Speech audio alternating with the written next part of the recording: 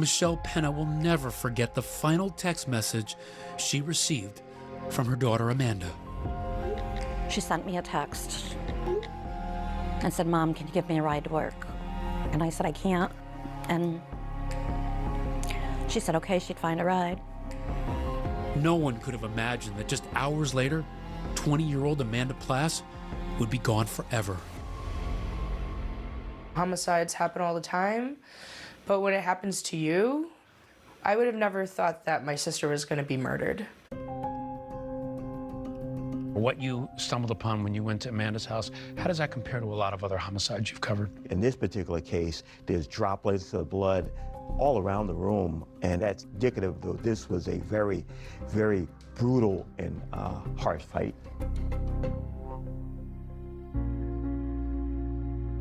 Well, when we were finally able to get into her apartment, they had covered the floor with paper, so we didn't have to see all the blood.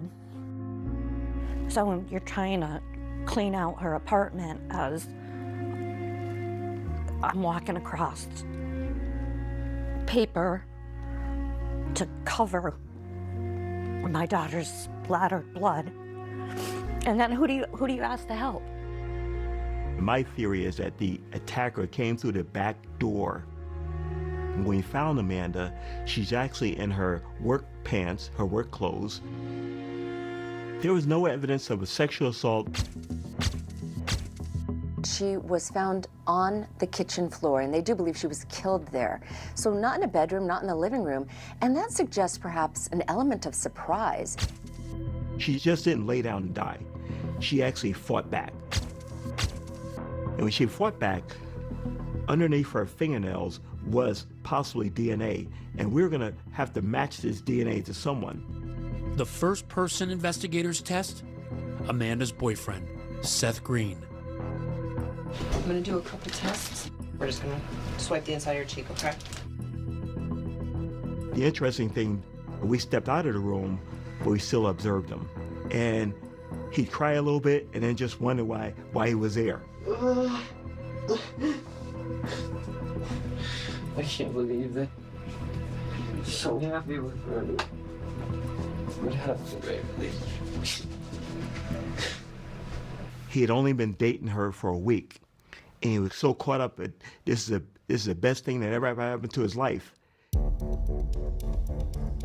But detectives also receive information that points to someone other than Seth. Amanda had recently told her family that someone had been sneaking into her apartment. She said, my apartment got broken into again. And I said, well, what did they take? You need to call the police. And she says, no, Mom, all they took was a glass bowl, like a marijuana bowl. I said, well, you still need to call the police. And she said, no, what am I gonna do, tell them my pot got stolen? Amanda's friends say she suspected an unidentified male was watching her. She saw him peeking in her back window of her apartment. The window is actually broken, and we surmise that the person possibly had tried to make it look like a break-in. So on that same window, you end up with a palm print. If we can identify the palm print, we can also identify the person that would have been there that particular day. But among the most important piece of evidence found at the crime scene, a bloody sneaker print. That footprint showed a sneaker print in blood. You can actually see the Nike impression in that footprint. We had it measured, we had it analyzed. That was very important because it was a smaller shoe, maybe a female, maybe a male. We were looking for a Nike size 7.5 Air Max shoe.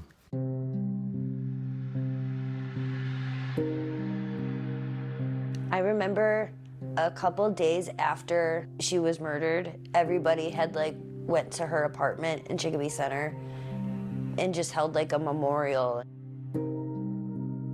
The whole front of her building was just a sea of sunflowers. That was a really intense emotional time to be in front of the apartment of where she was murdered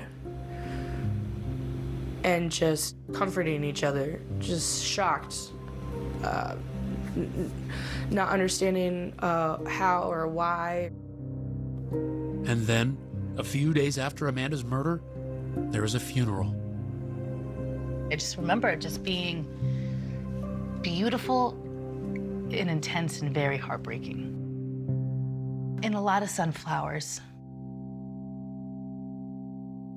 Meanwhile, police aren't giving up on the idea of Amanda's boyfriend Seth as a suspect. Within hours of Amanda's murder, they even go as far as to ask him for the shoes on his feet. Would you give us permission to look at your shoes? Yeah, you can take them. I mean, take them off now. Just put up.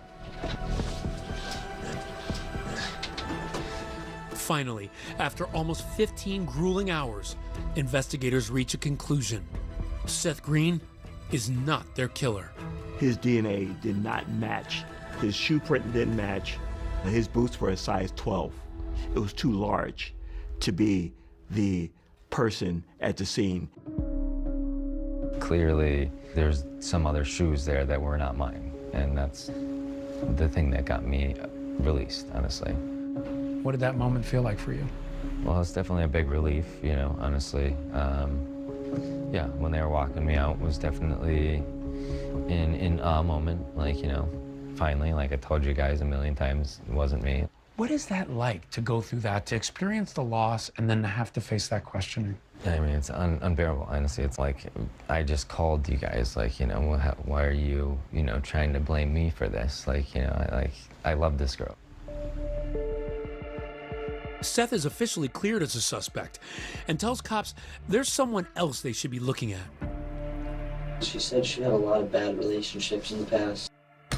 Detectives also want to learn about an ex-boyfriend who was allegedly upset after seeing a public display of affection between Seth and Amanda at Friendly's. While she was working, he had showed up at work and they started making out. And detectives say that ex's reaction wasn't very friendly at all. So at the very least, you had to consider that he could have had something to do with this. Very much so. A motive of revenge is on our mind.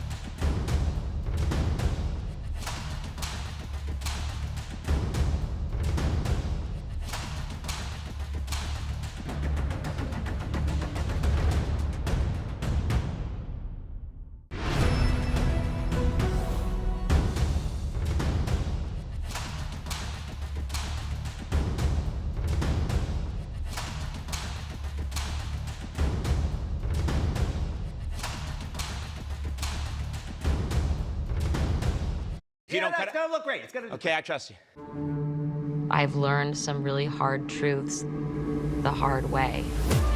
I'm Amanda Knox. I'm a mom, I am a writer, and I am the girl who was accused of murder. I got treatment from the media, but the media did not put me in prison. He did. So I went back to confront the man who put me in prison face to face. I think I'm a little in shock.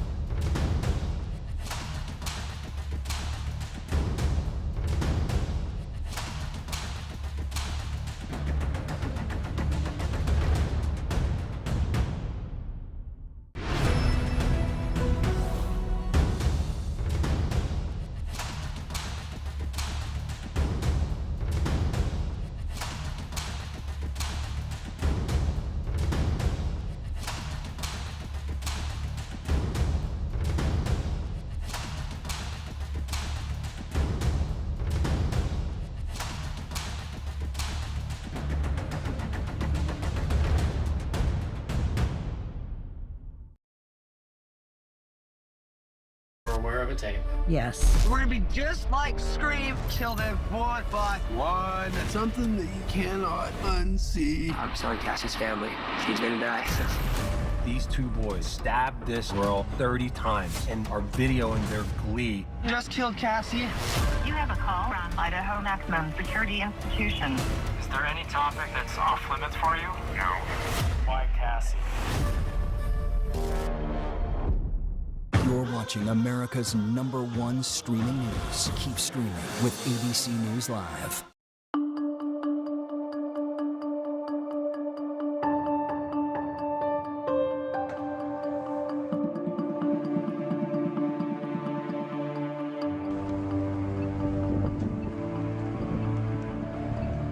What surprised you most about the conversations police were having with you? It was hard for me to hear them kind of making me feel like they're, asking me questions like as if I were the one that did it. Not something I'd ever want anyone to have to go through. It's just horrible. Any problems last night at all? So happy. It's just never been to her. She said she had a lot of bad relationships in the past. Amanda's boyfriend, Seth Green, is fully cleared. But now investigators wonder if one of those previous relationships could be a factor in Amanda's murder. They discover that before Seth, Amanda had been seeing a man named Jesse. He was a boyfriend of Amanda basically a week before Seth was. And he also worked at Friendly's. So at the very least, you had to consider that he could have had something to do with this. Very much so. Jesse wanted a serious relationship, Amanda didn't. And she finds a new boyfriend. Police learn of an alleged incident at Friendly's involving Jesse and Amanda's new boyfriend, Seth, that raises alarm bells for authorities. Friday was a murder. Thursday night, when Jesse's working, Seth shows up at the Friendly's. Amanda's boss at Friendly's tells police Seth came in and kissed Amanda openly. Jesse saw it, and he looked uncomfortable afterwards. Jesse asked to go home a little later. Jesse moves up the chain as a very likely suspect. A motive of revenge is on our mind about Jesse. I want to play some of your interrogation from speaking to Jesse. So you both worked at Friendly's on that Thursday, right? Correct. You left work early, right? Correct. You told us you left because they overscheduled you, right? Yeah. Okay. Well, that's not what we heard. We heard that Seth went in there, gave her a kiss that made you uncomfortable. Seth was in there for like a while. And he did kiss Amanda in front of you and it made you Not that uncomfortable. I seen them talking. It didn't bother me. I was talking to Seth, but I never physically seen them kiss. Not once. You knew that Amanda was dating Seth. Yeah. How'd that make you feel? It sucked, but what are you gonna do? After he left work, Jesse says he texted Amanda about some items they wanted back from each other now that their relationship was over. But investigators press him about the nature of those messages. Was there any anger in the text? Not in that text. I don't believe so. But there was some anger in some other texts, weren't there? Yeah. I was just angry at the fact that she just didn't talk to me for a few days, and I was just wondering what was going on. I was just pissed that she wouldn't tell me. And this is the time that she's now with Seth?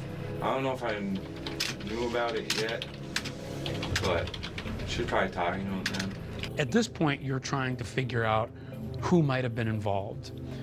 How does this information fit into your investigation? We're looking at the fact of who could have done this, who was angry at her. Because as we look at the scene, there's a lot of blood, there's a lot of anger going on. It's not a one and done out the door. Can we also look at your phone? What'd you do with those text messages that you texted her? Did you delete them all? My texts are deleted. Because you felt they were uncomfortable, or? First of all, I didn't want to look at any conversation of me and her, just because it made me sad to even think about her. Why is that? Because she was murdered. So you deleted them after you found out she was killed? I didn't even want to have to look at them. Everything reminds me of her. As an investigator, what do you make of that? He's trying to hide something. So now there's obviously texts that he doesn't want investigators to see. Did he delete them because she's dead, or is he part of something that happened to her? Deleting text messages certainly seems out of the ordinary. Yes, it does. Now investigators want to know if Jesse was doing anything out of the ordinary the day of Amanda's murder. Did you stay home all day? Most of the day. The only time I really left was to go to Friendly's. What'd you go there for? For my check. So. Did you cash it? No. Oh, actually, yeah, I did cash it at General's. How did you get there? I got a ride. From who? Kyle. He says he goes to General's. We check a tape to verify his story. We learned that Kyle did not drive him there. So Jesse had lied. Jesse, we interviewed you twice already. Yep. And were you telling us the truth? Everything except for about me taking my car to General. Why weren't you telling the truth about that? Because I told you guys that I didn't drive my car, and then when we got into the story, I remember I took my car to General. I just didn't want to go back on my word. I was scared. I don't know. I mean, I regretted it the second I did it. You were scared? Yeah. What were you scared about? Just nervous. I've never been interrogated before or anything like that. Never had to deal with anything like this. Basically, his story is he didn't want to tell his parents he wasn't supposed to be driving, so he's more afraid of his parents than he was of the police. Jesse has lied about who he is with. From Friendly's, quite possibly, if he's in the car by himself, he could have went by Amanda's and then went to General's. With questions lingering over Jesse's account, investigators decide to compare his shoes to the bloody shoe prints left at the crime scene. No, what are those, Vans? Yeah. I have like 2 pairs of these. Yeah. That's it? You want to look at the bottom? Yeah, the other side. Ultimately, Jesse's shoes are not a match, and his alibi checks out. We talked to people at General's. He's not bloody. He's cashing his check. Those close to Jesse never thought for a second that he was capable of such a heinous crime. Tell me about Jesse. Jesse's a great kid. When his name was brought up, that was a absolutely not moment.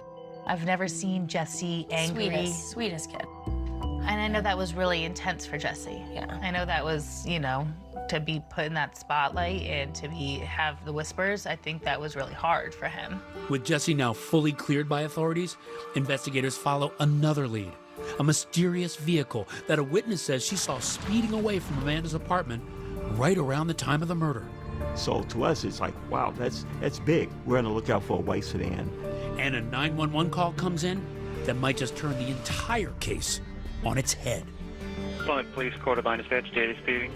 I'd like to call to turn myself in. Let's know what you're turning yourself in for. A murder. What if you could get your money moving with access to thousands of global stocks?